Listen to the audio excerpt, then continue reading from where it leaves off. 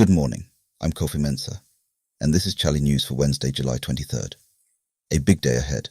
$1.2 billion has gone missing from Ghana's reserves, and the finance minister has to answer for it today. The FDA shut down 44 food facilities in a single sweep, and scammers targeted the head of Ghana's banks minutes after he warned the nation about scammers. Let's get into it. The mid-year budget review hits Parliament today, and the NPP is walking in with a very specific question. Where is $1.2 billion? That's how much has vanished from Ghana's international reserves with no explanation from government. Kojo Oppong Nkrumah raised the alarm Wednesday, and Finance Minister Ato Forson will have to account for it, publicly, this afternoon. For a breakdown on Chale.news. New rules on your Ghana card. Under LI 2523, just showing the card is no longer sufficient. Organizations must now scan your biometrics to verify identity. Photocopying or visual inspection. Prohibited. A 3-month transition period runs until November 2nd. Interior Minister Muntaka Mohamed Mubarak says penalties for non-compliance are real, so institutions need to move fast. Here's one you don't see every day. Former VP Bawumia has publicly asked the police and the Attorney General to drop charges against an NDC organizer who posted videos calling him a murderer, a thief, and worse. Bawumia says he never authorized the prosecution, and that false speech should be answered with truth, not arrest. Whatever your politics, that's a notable stand.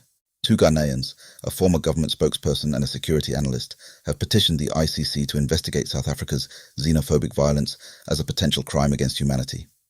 The petition was filed July 15th, accusing Ramaphosa's government of failing to stop the killings. Pretoria has dismissed it as opportunistic, but the case is now formally before the court. 11 straight nights of US strikes on Iran. Trump is now threatening to destroy bridges and power plants near Tehran if attacks on Hormuz shipping don't stop. Oil is sitting at $94 a barrel. You know what that means. Pump prices in Ghana won't stay still for long. Watch this one closely. Ghana's SEC has named 23 unlicensed investment platforms, including Mazuma, SmartGain, Yepbit Trading, and Ultima Cryptocurrency Group, that are actively marketing to Ghanaians online. If you or someone you know has put money into any of these, you may be at risk.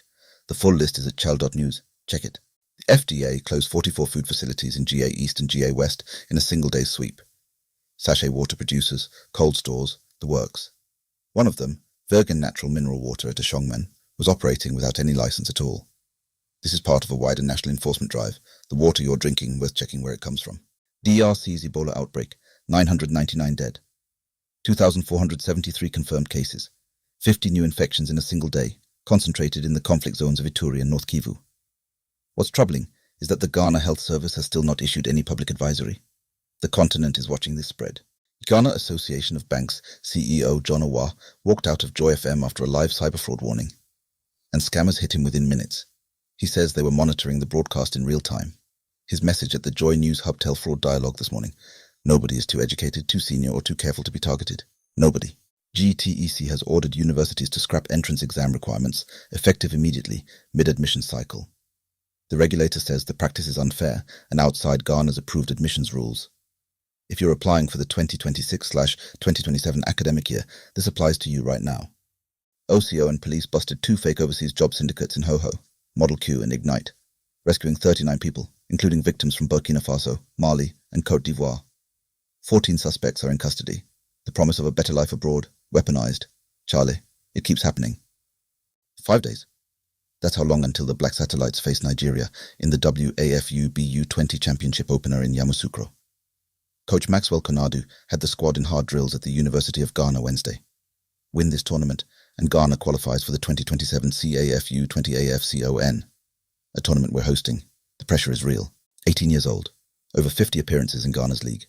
Now heading to the Bundesliga, Accra Lions midfielder Lawrence Setorji has signed a long-term deal with Eintracht Frankfurt, the first major transfer from their partnership. One to watch. Burna Boy has become the first African artist and first male artist to top Spotify's global music video chart. Die Die with Shakira is closing in on 500 million YouTube views and sitting at number 13 on the Billboard Hot 100. African music isn't knocking on the door anymore, it's already inside. And at Accra's Creative Economy Summit, Jocelyn Dumas had a direct message for investors. The talent is here, the products are here. What's missing is funding and distribution. Back the creatives. That's your July 23rd morning with Chale News. Everything we covered today, the full stories, the links, the details, is waiting for you at Chale.news. Stay informed, stay sharp.